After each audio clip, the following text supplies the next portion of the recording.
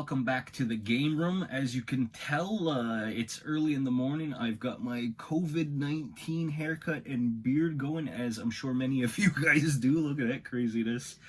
So this video is going to be just off the cuff, and if you've watched any of my videos, I usually do a lot of cuts. Something that I find weird is, even though I'm a teacher and I speak to big groups often, I find that when I do a video, I get sidetracked and I start talking about other things, and I want usually my videos to be more succinct. See, even this feels like I'm trailing off already. But today's video is collecting habits now and versus then. So I was tagged by MT Shark, my good buddy Mark, and I will leave a link in the descriptions for his video. And his question was kind of a play off of the bigger, like, what's your collecting habits? And I actually like his better because it's, what were you like in the beginning compared to now? So I guess to start, I've always played video games, and a lot of people say Loch SNES Monster, it's even in the name, they would say that I am a retro gamer, and, you know, for all intents and purposes, I am a retro gamer, but I've always bought the newest games that came out. Like, I'm playing Xbox One, Switch, PS4 games, you know, I've always bought what's come up, but I guess because it was in my childhood, I have that love, that nostalgia for the NES, the Super Nintendo, Genesis, TurboGrafx, Master System, you know, like all of that ilk. So I've always had video games ever since I was a child, starting with the Atari 2600, which I guess would be my father's. But we've always collected games, and, you know, growing up, we weren't poor, but we weren't super rich. So, you know, like, I had 20, 30 NES games. I don't know if that's good, if that's a lot or not. You know, like 15, 20 Super Nintendo games. We probably had the most of Genesis games because for whatever reason, our consumers, Genesis was always just not inferior, but definitely cheaper. Like a Nintendo game brand new would be $60, but at consumers, we could always get Genesis games for like $39. So I actually had a Sega Genesis before a Super Nintendo. So, in my collection, I have a lot of my original SNES, my NES, and my Genesis games. Like, I've kept those from childhood. I have a couple of my father's Atari games. I found those with a couple of 8-track and VHS, beta, cassette. It was all in a box one day when we were redoing the shed in the backyard. So I was like, hey, I'll hang on to these because I played these as a child, and they're my dad's, and he doesn't care. He's like, yeah, take them. So let's fast forward to how I got more into collecting. Like I said, I've always played video games, but I wasn't, you know, like I had to have everything and collect things, and the nostalgia factor kicked in. So for me, very similar to my buddy Mark's story, how it started, I was injured. I got hurt. It was about 2005, I want to say, and it was like my second year as a classroom teacher, being my own lead teacher. And for whatever reason, it was just a hot day. There wasn't a lot of students in, and it was like Thursday or Friday afternoon. So they're at the English school. They called me Mr. Ryan. So they're like, "Oh, Mr. Ryan, let's go down to the gym. Let's play ball hockey." So tell me to play hockey. Come on. There wasn't a lot of kids. It was close to the end of the year. I'm pretty sure this happened in mid-May, right before my birthday. My birthday's the 17th. So we go play floor hockey. Two kids crash into each other just as I'm coming around the net with the ball. They bump into each other, so automatically, like, I don't want to hurt the kids. I jump over them, and as I jump over the kids, one of them was just getting up and they had their stick lying across the floor. So I stepped on his stick, and my foot came all the way around like that, and I heard a long pop. So basically, I tore my Achilles heel, and I tore the tendon in my left ankle. So I was, I don't want to say in traction because I could move around on crutches, but I was off work for pretty much the remainder of the year, which sucked because, like I said, it was only like my second year teaching. But at home, I had my Nintendo, which I played, you know, every once in a while, but I only had the 15 games that I had as a kid, and a PlayStation that my cousin gave me. So I was playing through a few of the games, and, you know, like, I'm like, yeah, I'm enjoying myself. This is fun, like video games are.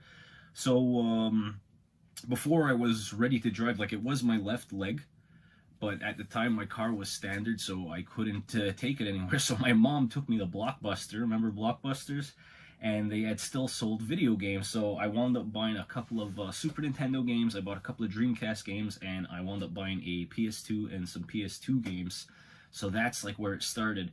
and one of the PlayStation 2 games was their Sega Genesis collection, and I was playing like Black Tiger or Black Tiger I think it was called, and it had all like Bubble Bop Popper, you know, like those puzzle games. There's a lot of things, and I was having a lot of fun.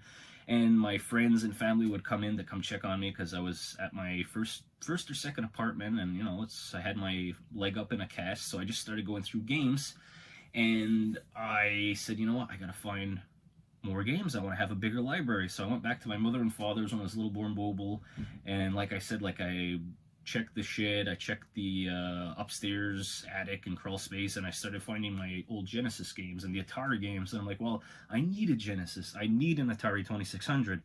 So I started picking up those systems, and it happened pretty organically, because some friends are like, oh yeah, okay, I have a Dreamcast here, I have the Dreamcast wires, oh yeah, I still have, here, you want another Super Nintendo? So my collection started growing organically from friends and family, and as I started to heal and getting better and playing golf and moving around again, I didn't lose that love that was always there, but like it was like a rebirth of my collecting. I wanted to stay in video games, so I was picking up games at yard sales and flea markets. And that's like, I allude to that sometimes in some of my videos. Like, I can remember buying NES games for like 50 cents, buying NES games, Super Nintendo games for $1. Like, it didn't matter what the title was. Like, I have some heavy hitter games that I bought for $1 that people find it hard to believe nowadays, but I picked them up for $1, you know, like 15 years ago, and they've stayed in my collection ever since. And we're back with a wardrobe change. You know, Daddy Duty calls, as I'm sure most or some of you in my age bracket know what I'm talking about. Something happens and you have to step away from the camera for some of the time that you wanted to record, which is something that I'll talk about a little later on too. I'll touch upon that. So collecting went along like that. Like I said, like things were really affordable, so I was grabbing everything. Like, this was before I was a father, before I was engaged to Dallas. I was single, and you know, I didn't have a lot of bills. Making pretty good money as a physical education teacher. So like I said, like I was just, my room was expanding. And if you've seen my game room tour video part 2 entitled The Basement, I'll link that down in the descriptions if you want to check that out. I had so much stuff, and I still have so much stuff like that. It could fill this room over, not bragging, 3 or 4 times over. I was just buying anything video game related. I had consoles 10 times over, games, accessories, figures that came out for the games, collectors, stuff, boxes. Like, I was keeping my boxes, and it got to the point that it was just too much stuff that I had to start paring down, which is how I got into I guess becoming a reseller. You know, it's kind of got like a dirty connotation to it, but you know, it's I find it for cheap, and I bring it to conventions and shows, and I sell it to people that don't necessarily go out and hunt like I do, if you know what I mean. So that's where the transition started. Also because, you know, well, first I want to say around 2010 I started, you know, like YouTube was still in its infancy, and I was watching YouTube mainly for music videos and silly videos, but for whatever reason, I typed in retro video games one day when I was setting up my stuff in the living room. Or actually, I think I was transitioning because I had too many Nintendo games now in the living room. I decided to dedicate my second bedroom to making it a game room. And I came across Retro Hunters. Retro Hunters were like the first YouTube channel on vintage retro video game hunting that I started watching, and then from there I just went down the rabbit hole and watched everything else. But they were like the first guys that I watched, and I always try and make mention of them when I'm talking to other fellow gamers and YouTubes, like, where did you get your start, or how did you start, who did you see first? And it was always the Retro Hunters, you know, like Retro Liberty, Game Chasers, and like the big guys of that ilk only came afterward. So like I was saying, I had so much stuff that I started going to shows, conventions, selling my stuff, and it was around 2014-ish when the prices really started to skyrocket. I started to notice at yard sales, at flea markets, at quote-unquote retro stores, video game stores, that the prices started jumping up. And that went on for a few years. I was still picking up stuff that I wanted, but I actively started cutting down on what I spent. I wasn't buying everything anymore because it was just getting too expensive. I decided to dedicate just going after NES, Super Nintendo, and Genesis games, and that's been my wheelhouse for the majority of the time, because before that I was buying everything. If there was a GameCube there, PS1 game, a fight stick with Ken or Ryu on it, something that I didn't have, I was picking it up. And like I said, like, I got bitten by the bug bad, so it started getting out of hand. So after my daughter was born in 2017, this is around where I am now. Like, video game prices are still pretty up there for the retro stuff, the stuff that I like to collect. And I've loved video games since I was a little kid. Like, I've always bought the newest video games. Like, when you see this channel and you come here, yeah, I love to display and show my old video games, and I guess you would say that I'm a retro gamer, but I've always played the newest stuff. Like, I'm playing stuff on the Switch, I'm playing stuff on Xbox One, PS4, and I've always played the newest stuff. Like, I'm even getting into digital now, although I was against that for the longest time.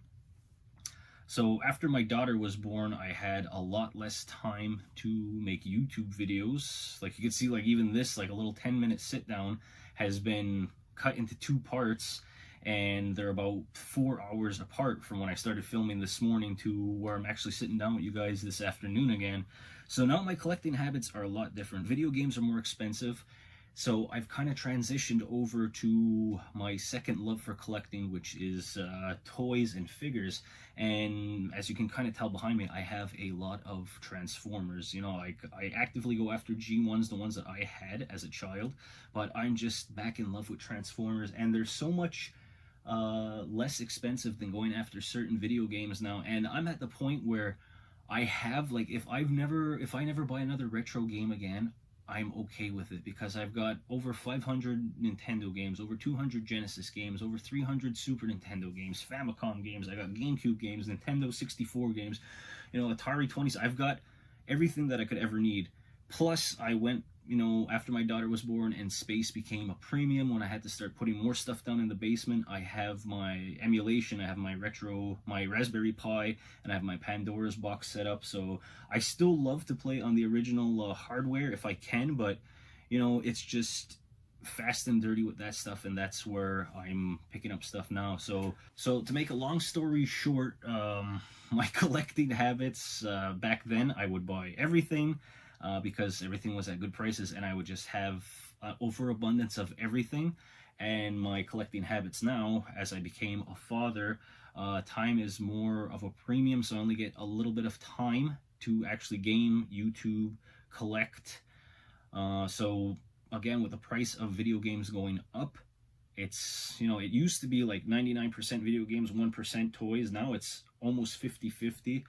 And that's where I'm at collecting now. Like, I could go more into depth about things that I wanted to talk about, like how I got into YouTube, what got me started, talk more about my collections in depth. Like I said, like, I only touched on it, but like, I was bitten by the collecting bug pretty bad before I had a family and I was just a single guy. I would go to the gym for a couple hours, play video games for a couple hours, and I would go flea marketing and yard saling. Like, every Saturday and Sunday, I'd find the Tuesday yard sales that were open up in all the farming communities and go search there. Like, I had the bug bad. But now, like, family is #1 priority, which it should be.